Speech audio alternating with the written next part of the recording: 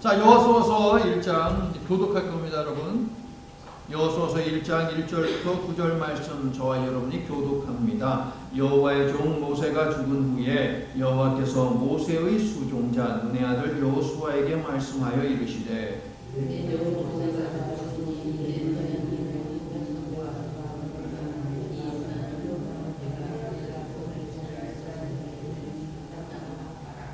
내가 모세에게 말한 바와 같이 너희 발바닥으로 밟는 것은 모두 내가 너희에게 주었노니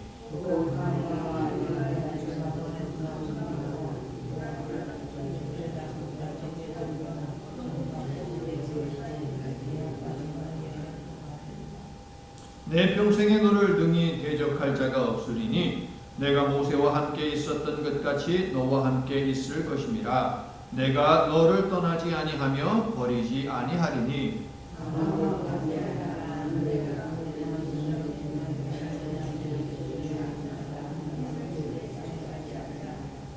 오직 강하고 극히 담대하여 나의 종 모세가 내게 명령한 그 율법을 다 지켜 행하고 우로나 좌로나 치우치지 말라. 그리하면 어디로 가든지 형통하리니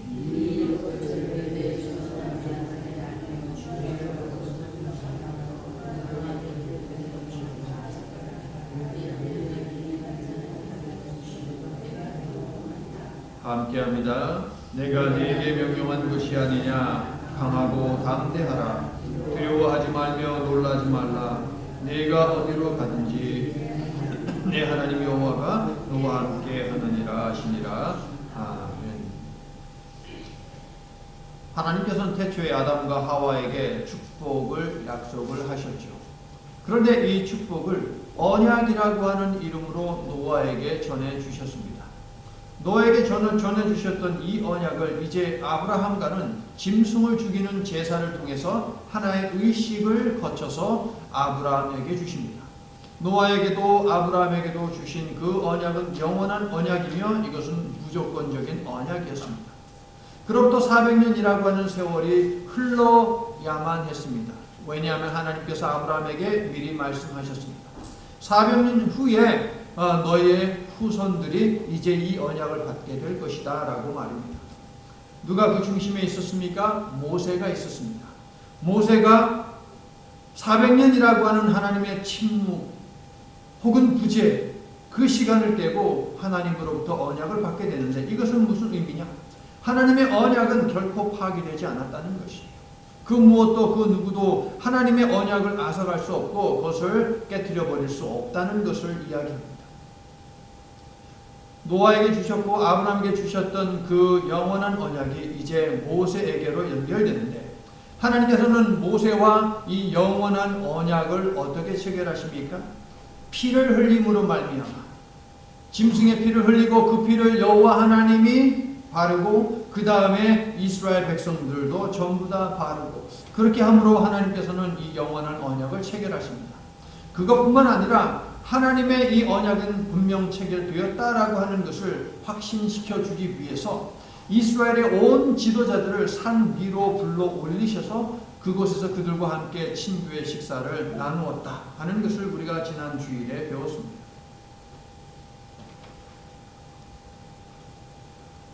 모세를 통해 그렇다면 이 영원한 언약을 이스라엘 백성들에게 주셨는데 그 다음은 어떻게 되었습니까? 그 다음은 누가 이 영원한 언약을 받게 되는 것입니다. 우리는 여호수아서 1장 1절에서 희망을 봅니다. 여호와의 종 모세가 죽은 후에 여호와께서 모세의 수종자 눈의 아들 여호수아에게 말씀하여 이르시되 여호와 하나님께서는 믿음의 조상들에게 주신 언약을 실현시킬 인물로 여호수아를 지목하셨습니다. 3절을 보시면 모세에게 주신 언약은 여전히 유효하며 이미 이루셨음도 아울러 말씀하시죠. 어떻게 되어 있어요? 3절 보니까 내가 모세에게 말한 바와 같이 그대로 된다는 것이죠. 너희 발바닥으로 밟는 것은 모두 내가 너희에게 그 다음 뭡니까? 줄 것이다예요? 주었다예요? 주었다. 이미 약속은 성취되었다는 거예요. 하나님이 작정하시면 마음 먹으시면 이미 그 일은 된 것이다 라는 것이죠. 아직 이스라엘 백성들은 가나안 땅에 들어가지 못했습니다. 가나안 땅에 들어가기 위해서는 요단강을 건너야 하거든요. 다음 주에 보겠지만. 그런데 아직 그 전이에요. 그런데 하나님이 이미 그 땅을 주었다라고 말씀을 하십니다. 여러분은 가족, 친구, 이웃 등 누군가에게서 구원과 영생의 복음을 들었기 때문에 예수님을 믿고 이처럼 예배를 하고 있었습니다. 여러분이 지금 하나님을 예배하는 것은 누군가 여러분에게 복음을 전해준 사람이 있었기 때문이라는 것이죠. 2000년 전 전해진 복음, 4000년 전부터 등장한 언약이라고 하는 단어는 전해지고 전해져서 오늘 우리에게까지 이르게 되었다는 것입니다.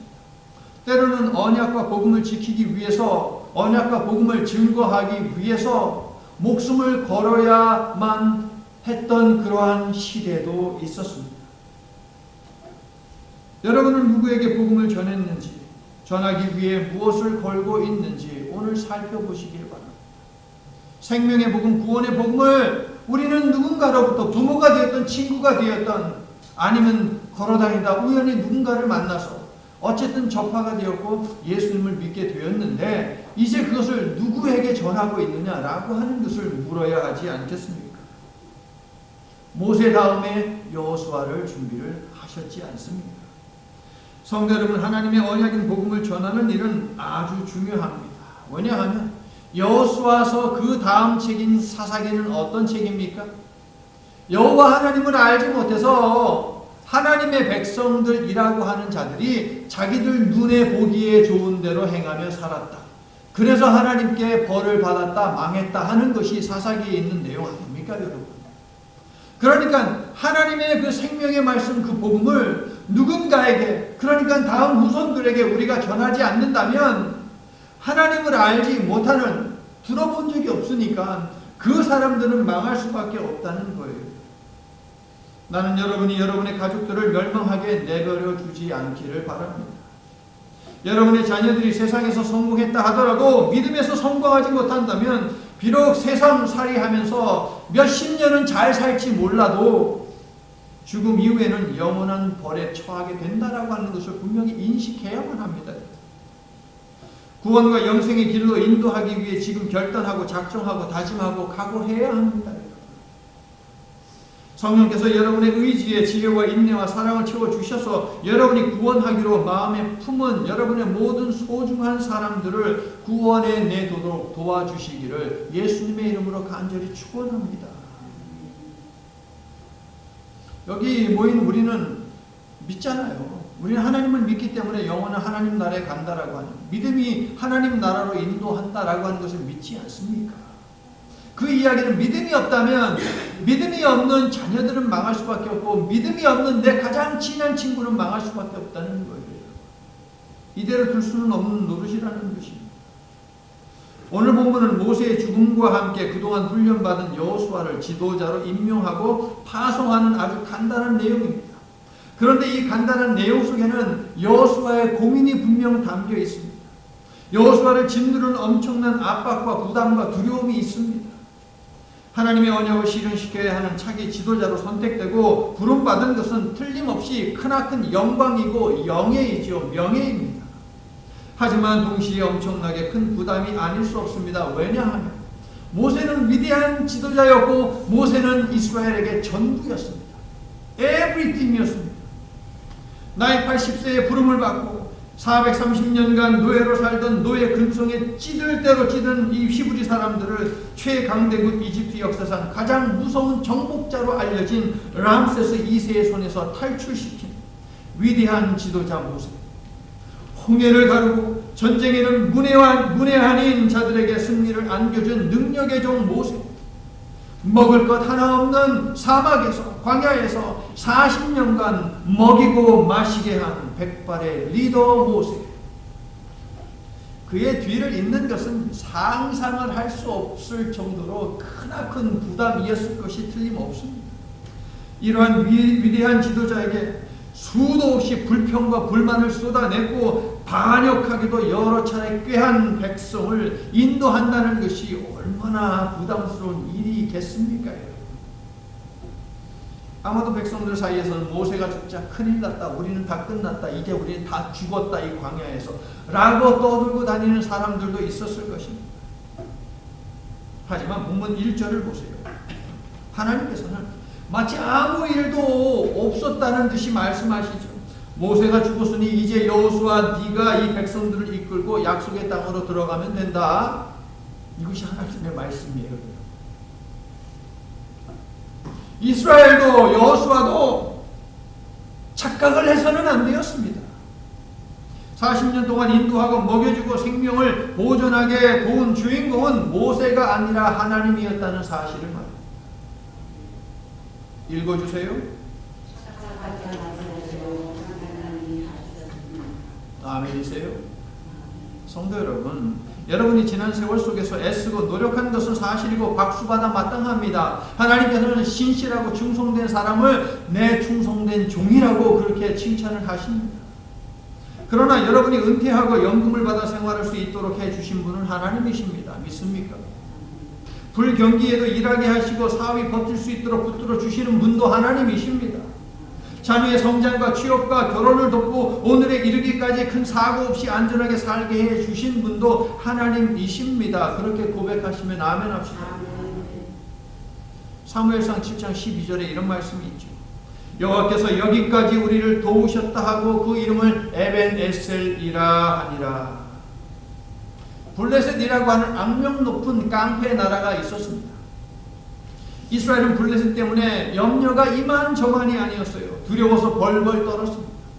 그때 사무엘이 한 말이 무엇이냐? 에벤에셀.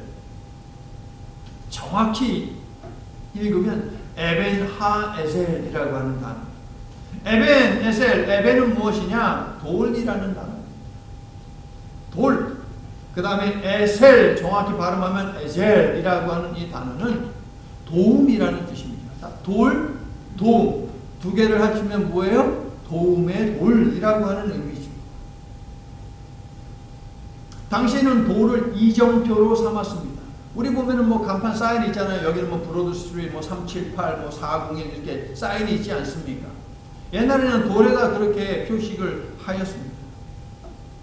오늘까지 살게 하시고 여기까지 인도하시는 분은 여호와 하나님이시지 너희가 잘나서 그렇게 된 것이 아니다라고 사무엘은 이스라엘 백성들에게 일깨워 주면서 에벤에셀이라고 하는 단어를 준 것이에요.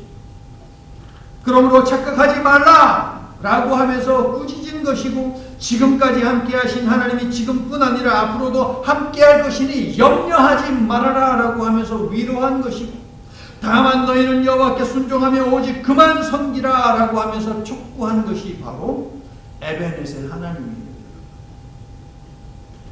여러분도 에벤에셀의 믿음을 갖기를 소망하십니까? 여러분 스스로에게 한번 얘기해 보세요. 스스로에게 시작. 착각하지 마. 하나님이 다 하셨잖아. 모든 것이 하나님께서 허락하신 은혜임을 믿습니다. 모든 것이 은혜 한없는 은혜 내 삶에 당연한 것 하나도 없었던 것을 모든 것이 은혜였소. 아멘이세요. 당연한 것이 어디 있습니까? 세상에 당연한 것은 없습니다. 하나님으로부터 파송의 명령을 받기 전 여호수아는 가나안 땅을 정탐한 경험이 있죠. 그래서 그 땅에는 수많은 전쟁을 통해서 살아남은 가장 호전적인 거인들이 살고 있다는 것을 잘 알고 있습니다. 그들이 살고 있는 땅의 성들을 보니까 난공불락의 요새였습니다. 들판에는 위협적인 철로 된, 쇠로 된 그런 전차들이 질비하게 늘어서서 전쟁을 기다리고 준비하고 있다는 것도 여호수아는 보았기 때문에 알고 있습니다. 모세는 못 봐서 몰랐지만 여호수아는 봤기 때문에 잘 알고 있어요. 가나안 땅이 얼마나 무서운 땅이지만 여호수아가 지도자직을 수용한다면 여호수아는 전쟁을 수도 없이 경험하고 무기와 훈련으로 무장한 가나안의 군사들과의 전쟁을 진두지휘해야만 합니다. 가나안 땅은 하나님께서 주신 땅이다. 이미 주신 땅이다 라고 하는 그 믿음이 있다 하더라도 그 땅을 차지하는 일을 자신이 이끌어야 한다면 어찌 두렵지 않겠습니까? 떨리지 않을 사람이 누가 있겠습니까? 모세도 주저하고 거절했던 것을 우리는 잘 알고 있습니다. 여호수아도 마찬가지였을 것이 틀림없습니다. 그러나 여호수아는 착각하지 말아야 했습니다. 이를 이루는 것은 자신이 아니라 하나님이시라는 이 사실을 분명하게 기억을 해야만 했다는 것입니다. 지난 목요일에 우리 김 목자 장로님의 도움을 받아서 카미소리에 들어갔습니다. 부대 안에 들어갔습니다. 저는 부대를 출입할 수 있는 통행증이 없기 때문에 부대를 들어갈 수 없습니다. 그래서 부대를 들어갈 때 몇 분들의 그 도움을 돌아가면서 받으면서 부대 안에 들어가서 거기 안에 계시는 우리 한인들을 만나고 오거든요. 그런데요, 부대에 뭐 들어간 숫자만 따져도 벌써 많거든요. 여러 번 부대 안을 들락날락했지만 아직도 어디가 어딘지를 모릅니다. 지금 저한테 통행증 주고서 카미소리 찾아가라 라고 하면 못 찾아갑니다. 병원 찾아가라 그러면 못 찾아갑니다. 절대 못 찾아갑니다. 주유소도 아마 못 찾아갈 것입니다. 왜요? 수도 없이 거기를 들락날락 했는데 왜 제가 카미소리를 못 찾아갈까요? 제가 운전석에 앉아있지 않고 조수석에 앉아있었기 때문이거든요. 마찬가지로 여호수아가 차기 지도자로 훈련을 받았다 할지라도 곁에서 지켜보며 지도자가 시키는 일만 했던 것과 본인이 직접 지도자가 되어서 진두지휘하는 것은 전혀 다른 문제입니다. 하늘과 땅 차이입니다. 하나님께서는 여호수아를 파송하시면서 너는 마음을 강하게 하라, 담대히 하라 라는 말씀을 몇 번 하십니까? 오늘 본문에서 3번이나 반복하십니다. 그 이유가 바로 여기에 있는 거예요. 하나님께서는 지도자에 위치해 앉는 것이 연약한 인간에게 얼마나 두려운 일인지를 잘 알고 계십니다. 두려워하지 말고 놀라지 말며 다만 강하고 담대하라. 내가 너와 함께 있다. 하나님이 두 번 말씀하십니다. 내가 너와 함께 있다. 이 두 번 말씀하셨어요. 여호수아에게는 지금 이 말씀이 필요했습니다. 그래서 3번 반복하시면서 강하고 담대하라 라고 하나님이 말씀하시는 것이죠. 오늘 하나님께서는 언약 백성인 우리들에게도 동일한 말씀을 주시니 이 말씀을 붙드시기를 예수님의 이름으로 축원합니다. 하나님께서는 일꾼을 불러 보내실 때에 원칙대로 하십니다. 예수님도 제자들을 파송하실 때 보니까 원칙대로 하십니다. 원칙이 있어요. 그 원칙은 무엇일까요? 하나님께서는 일을 맡기시고 파송하실 때에 어떻게 하시느냐? 하나님의 임재와 동행을 약속하심으로 확신을 심어주십니다. 내가 너와 함께 한다. 내가 너와 함께 걸어간다 라고 말이에요. 5절 보세요. 내 평생에 너를 능히 대적할 자가 없으리니 내가 모세와 함께 있었던 것 같이 모세가 승리의 지도자가 될 수 있었던 건 모세가 성공적으로 사역을 마칠 수 있었던 이유를 명확하게 이야기하죠. 내가 모세와 함께 있었기 때문이라는 것입니다.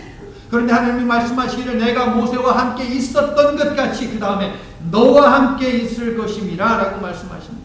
내가 너를 떠나지 아니하며 너를 버리지 아니하리라. 할렐루야. 9절 전반부도 보세요. 후반부도 보세요. 내가 어디로 가든지 내 하나님 여호와가 너와 함께 하느니라 라고 되어 있어요. 여기서는 현재형이에요. 여기서 현재형이에요. 하나님이 너와 지금 함께 하고 있다라고 하나님이 말씀하셨어요. 하나님이 모세와 함께 했기에 성공적인 삶을 살 수 있었듯이 여호수아와도 함께 하시어 그에게 주신 명령 즉 가나안 땅에 입성하고 가나안 땅을 정복하고 가나안 땅을 나누어 갖고 하는 이 모든 일을 갖다가 하나님께서 이루시겠다라고 말씀을 하시는 거예요. 하나님이 함께 하시는 것 이것이 성공의 열쇠인 줄로 믿습니다. 여호수아가 등장하는 첫 번째 말씀이 어디일까요? 성경에서 쭉 읽다가 여호수아가 언제 가장 먼저 등장할까요? 이스라엘이 이집트를 탈출하고 홍해를 건넌 다음에 가장 먼저 치른 전쟁이 누구와의 전쟁이냐? 아말렉과의 전쟁입니다. 이것이 출애굽기 17장에 나옵니다. 이때 여호수아는 등장을 하게 되죠. 출애굽 후 첫 전쟁인데 무기도 변변치 않고 군사 훈련도 되어 있지 않았기 때문에 아말렉과의 전쟁은 이거는 무모한 짓이었습니다. 그러나 여호수아는 어떻게 했습니까? 모세의 명령을 듣고 가타부타 이야기하지 않고 그냥 전진해 나아갔습니다. 그랬더니 그는 여호와 니시, 이기게 하시는 여호와, 전쟁의 용사 여호와 이분을 체험을 하게 되죠. 하나님께서 가나안 땅에서의 전쟁을 위해 여호수아로 하여금 전쟁은 하나님께 속한 것이다 라고 하는 것을 미리 경험하게 하신 것이 예비하시는 하나님, 준비하시는 하나님, 모든 것 필요한 것을 미리 공급하여 주시는 하나님이신 것이죠. 또한 하나님께서는 모세를 시내산에 불러 올릴 때마다 여호수아를 대동하게 하셨습니다. 여호수아는 함께 모세를 따라감으로 말미암아 하나님의 영광을 그의 눈과 귀로 직접 보게 되었지요. 이 은혜를 왜 여호수아에게 하나님이 주셨습니까? 하나님은 진짜라는 거예요. 가짜가 아니라는 것이에요. 만든 인간이 만든 신이 아니라는 것이에요. 이스라엘 백성들이 받은 그 율법, 법이라고 하는 것은 모세가 산에서 혼자 머리를 짜내서 만든 것이 아니라 하나님이 주신 법이 틀림없다는 것이죠. 하나님께서는 여호수아로 하여금 히브리인들을 여기까지 인도하시고 그들을 자기 백성 삼아주시고 앞으로 주실 땅에서 지킬 법을 주신 분도 여호와이심을 미리 알게 하셨다는 것이죠. 여호와는 인간이 만들어낸 가짜 신이 아니요 실제한 신이요 이스라엘과 동행하시고 동행하실 신이라는 사실을 명심해야만 걱정, 근심, 염려, 불안, 두려움에서 해방될 수 있거든요. 여러분 아멘이세요. 그래서 오늘 하나님께서 오늘 본문을 여호수아에게 주신 것이고 불확실성의 시대를 보내고 있는 저와 여러분에게도 주신 줄로 믿습니다. 하나님은 진짜라는 거예요. 경기 침체가 계속되고 비즈니스 하는 분들은 너무 힘겨운 시간을 보내고 있습니다. 미국의 경제 대공황이 왔을 때가 있습니다. 그때 프랭클린 D 루즈벨트라고 하는 대통령이 있었는데요. 그 대통령이 대통령으로 취임하면서 한 말 가운데 이것이 있습니다. 우리가 두려워해야 할 것은 우리 안에 있는 두려움밖에 없습니다. 라고 말합니다. 여호수아를 비롯한 우리 역시 두려움을 경계해야 합니다. 건강이나 경제적인 문제뿐 아니라 모든 일에 있어서 두려움이 우리를 휘감지 못하도록 얼씬도 하지 못하게 우리는 해야만 합니다. 어떻게 할 수 있을까요? 구절을 읽어주세요. 시작. 내가 내게 명령한 것이 아니냐. 강하고 담대하라. 두려워하지 말며 놀라지 마라. 내가 어디로 가든지 내 하나님 여호와가 너와 함께 하느니라.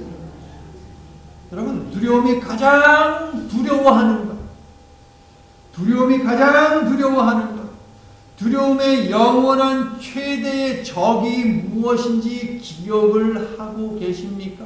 기억을 하신 분은 두 글자 저와 함께 크게 그 단어를 말해볼게요. 두려움이 가장 두려워하는 것, 두려움의 영원한 최대의 적은 무엇입니까? 시작! 제가 일부러 발음 안 했어요. 그 뭐예요? 믿음! 뭐라고요? 두려움이 가장 두려워하는 것은 하나님을 향한 믿음. 두려움의 영원한 앞으로 1000년 후에도 두려움이라고 하는 것이 가장 두려워할 것은 무엇이냐? 하나님을 향한 우리의 믿음이에요. 믿음 여러분. 결국 강하고 담대하라라고 하는 말씀을 하나님이 반복하시는 것은 여호수아에게 무엇을 촉구하느냐? 하나님에 대한 믿음을 촉구하는 거예요. 하나님을 믿으라. 하나님이 너와 함께한다. 그 하나님을 믿으라는 거예요. 하나님이 여호수아가 살아있는 동안 떠나지 않고 그를 도와 가나안 정복 전쟁을 승리로 인도하실 테니 하나님의 임재와 동행을 믿고 하나님을 따라라 라고 여호수아에게 명령을 하시는 것입니다. 하나님께서 사랑하시는 성도 여러분, 오늘 하나님께서는 우리에게도 오늘에 이르기까지 네가 살아온 것은 나의 은혜이며 이 은혜가 앞으로도 너와 함께 할 것이다 라고 말씀하십니다. 오늘 본문에 설교 제목을 적어두세요. 여러분 착각하지 마세요. 하나님이 하셨습니다. 그리고 두려움이 찾아올 때마다 오늘 본문을 읽고 여러분의 생각과 마음과 삶을 추스리십시오. 여러분 우리는 하나님의 약속은 반드시 이루어진다라고 하는 결론을 이미 알고 있습니다. 하지만 막막하고 염려되고 불안하고 두려운 현실에 직면하게 되면 무너지는 것이 사실입니다. 이때 우리가 해야 하는 일은 말씀을 새기는 일입니다. 그래서 여호수아서 1장 1절부터 9절에다가 착각하지 마세요. 하나님이 하셨습니다라고 적어두라고 하는 것이 하나님은 그래서 7절과 8절을 주셨어요. 오직 강하고 극히 담대하여 나의 종 모세가 내게 명령한 그 율법을 다 지켜 행하고 우로나 좌로나 치우치지 말라. 그리하면 어디로 가든지 형통하리니 이 율법책을 내 입에서 떠나지 말게 하며 주야로 그것을 묵상하여 그 안에 기록된 대로 다 지켜 행하라. 그리하면 내 길이 평탄하게 될 것이며 내가 형통하리라. 불안의 때에, 염려의 때에, 걱정의 때에 우리가 해야 하는 것은 무엇이냐? 하나님의 말씀을 옆에 끼고 그것을 묵상해야 한다는. 여호수아가 아무리 용맹스럽고 담대하더라도 방향을 제대로 잡지 못하면 큰 패배로 이어질 수밖에 없습니다. 그래서 하나님께서는 율법의 말씀으로 바른 지시를 받으라라고 여호수아에게 말씀하시는 것입니다. 율법을 입에서 떠나지 않게 하고 그대로 따를 때 여호수아는 넉넉히 맡은 사명을 감당할 수 있습니다. 그러므로 여호수아가 먼저 해야 하고 본을 세워야 하는 일은 무엇이냐? 말씀이 가리키는 방향과 가르치는 방식을 따르는 것입니다. 성도 여러분, 하나님의 말씀을 늘 곁에 두고 주야로 묵상하며 보여주시는 그 길을 따라가기로 순종하시기 바랍니다. 그래서 착각에 빠지지 않고 담대하게 이기는 삶을 향해 가는 저와 여러분이 될 수 있기를 예수님의 이름으로 축원합니다. 이제 말씀을 마칩니다. 경기 침체가 나아질 기미를 전혀 보이지 않고 지속되는 가운데 어느덧 우리는 11월 연말을 맞이하게 되었습니다. 이런저런 일들로 근심이 크십니까? 불안하십니까? 여러분이 할 수 있는 일이 없어서 그러한 마음을 갖게 되는 것이죠. 그렇다면 그동안 삶에 근심이 없고 불안이 없었던 것은 여러분이 모든 일을 할 수 있었기 때문 아니겠습니까? 착각하지 마시기 바랍니다. 언약 백성인 여러분을 위해 하나님께서 지금까지 일해 오셨습니다. 그래서 여러분이 어느 순간에는 마음에 평안이 있고 불안함도 없고 염려도 없고 걱정도 없었던 것이죠. 그런데 지금 삶의 현실이 여러분을 불안하게 만들고 염려와 두려움 속에 빠뜨립니까? 하나님이 여전히 여러분을 위해서 일하고 계심을 얼른 기억하십시오. 하나님은 지금도 자신의 언약 백성을 위해 일하고 계시며 앞으로도 자신의 언약 백성을 위해 한결같이 일하신다는 이 사실을 믿으시기를 예수님의 이름으로 축원합니다. 여러분은 다만 하나님의 말씀을 가까이 하십시오. 모든 생명이 존재하는 이유인 예배의 자리를 생명을 걸고 지키며 이탈하지 마십시오. 믿음을 더욱 굳세게 하십시오.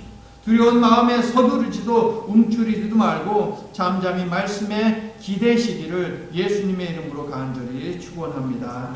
아멘.